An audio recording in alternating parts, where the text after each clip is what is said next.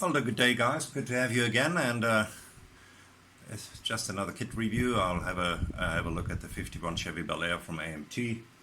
This was originally pressed in 1976. A couple of re-releases and reboxes. This is a 2008 re-release, which was again reboxed, I think, in 2015. So that's the box, and also gives you an idea what it should look like from the back with the cover up, which is very nice. I like that.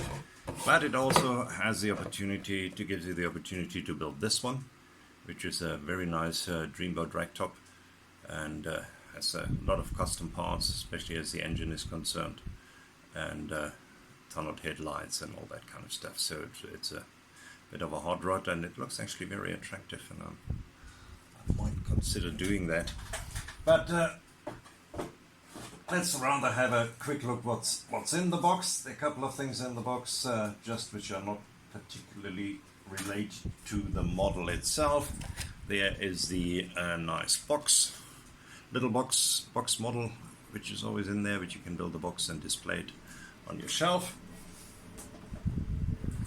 Then we have an AMT sticker. I never had one before, so here you go.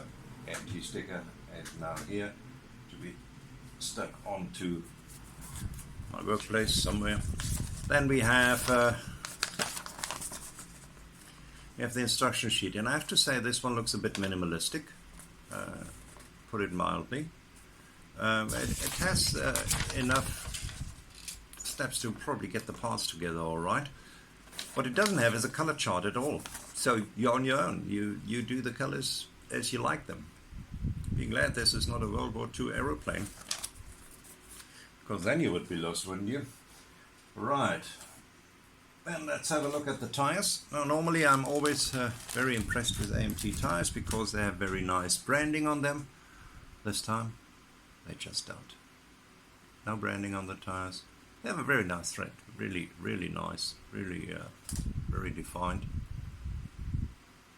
And I apologize for the fan making a noise in the background, but it's over 37 degrees today in Cape Town, and I would die. Also have thicker ones for the ragtop. There you go. Let's go in front of the camera. Here you go. Yeah. There, as I say, very nice thread. No branding. Why not AMT? That was one of the features which differentiate you from Revell. And unfortunately, what also differentiates you from Revell, having a look at the decals, is that there are a lot of flames. Well, there are not even flames on this particular model. There are some branded decals for Chev and AMT, and what is supposed to be a number plate, and that's it. Some good years. No decals for the dashboard, and I love decals for the dashboard, and Revell has them in their kits, and I really do love that. And if you now don't even have branded tires, AMT, that's just not as good as it could be. Right, let's have a look at the white plastic. Let's start at the frame. It's over here. The tank is molded in. You can see it over here. There we go. Otherwise it looks all very nice. No problem. This one looks like a hook has been taken out. Maybe it hasn't. Anyway, there it is. Alrighty. Then let's take the camera up a bit so we have the black background. It's easier to focus when we get closer. Then let's go on with the white plastic. Here you are. This is the dashboard, which we don't have decals for. But if you look very closely, you can, I don't know if you can see that. I'll try to get close. Doesn't focus. Anyway, it has, let's get some light on the issue here. Here we go, maybe that helps. It has molded in some numbers and parts of the dashboard, so if you do it just right with dry brushing or any other trick you have up your sleeve, you might just be able to get something out of this and still make it a very nice dashboard. Wheel covers for the back, steelies, and differential over here.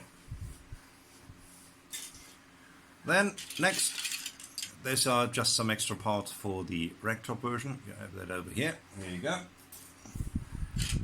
And let's have a look here. There is the bonnet, which looks nice. It's a pity they have attached at the front to the sprue. When it's at the back, you still can hold it there to spray paint. Now you have to make another plan. Parts of the engine cover from the bottom. Then here, that I guess is the back side of the seat, and then the A-frame right over here. Right, here we have the pan. Very interesting. We have a nice radiator right over here. We have part of the front pan, and this is the exhaust for the stock version right over there. And let's have another look. Here we have some seats. Very nice seats over here, nice and structured. Very good. And there we have some parts of the engine, and it really has been taken apart. I mean, I've very small parts. Even the gearbox is 2 parts. So that will be an interesting engine build. You have the normal valve covers over here, right there. I'm gonna have a look at the chrome just now when you see the other ones. Then here we have the room, should you decide to go the roof, sorry. Very nicely structured. You have the inside, which is a part. I always like that because you can detail it very nicely. Then you have the double exhaust for the Rectal version, and as you can see, there's quite a bit of flesh on that. That is not very well pressed at all. This seems to be an older form where this is coming from. Then we have the Firewall, which is also in 2 pieces. Why would somebody do that? It's the first time I see that. And you have the stock wheel over here, which you see quite a bit of flesh on, so that needs some attention. Some more steelies, and then some suspension parts. Then the Crossmember, as we know from AMT models, there they are. Let's have a look here, and then this has a different tonneau covers depending if you pay the Rectal version right over here, or you go for the stock version. There you have it. Right, then let's have a quick look at the glass and the chrome.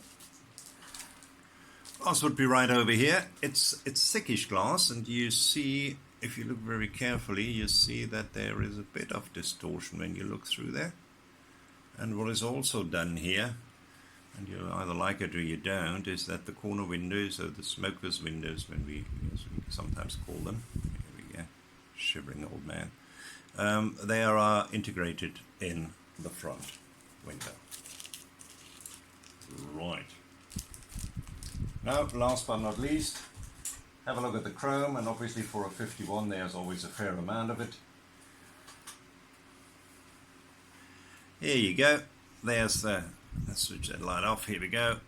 You'll see there's quite a bit of chrome. There's a second steering wheel, quite a bit of bumpers. There's a different front part for either the Rectal version or the stock version, depending what you like. Bit of wash, and this will look very, very nice. And then obviously the wheel covers right over here. See, these are the wheel covers for the Rectal, and these are the wheel covers for the stock version. So here you are. That's the AMT 51 Chevy Bel Air convertible. My honest opinion, it's a nice car, and I'm sure you can build a wonderful car out of it. Even I might be able to get something decent out of it, but, and there's a but, I have seen better. I've seen better from AMT, I've seen better from other manufacturers. It is not the best kit AMT has ever made, apart from not having the decals for the dashboard, which is only my personal grief, as it always is. Some of the parts are not as good as I've seen them. The engine seems to be the Firewall in 2 pieces. I'm not quite sure what that is all about. But that's all fine and well. What is really was disappointing is one of the reasons I actually do like AMT kits a lot is their branded tires. These ones do not have branded tires, and that is a bit disappointing. I must be honest. I expected some branded tires, and they just weren't. But apart from that, I think you can build this a very nice model, and you can either do this or you can do the Rectal version, which I am really drawn to. I think this looks very, very beautiful. I like this a lot. Well, thanks very much for watching, and you guys have a wonderful evening. Cheers.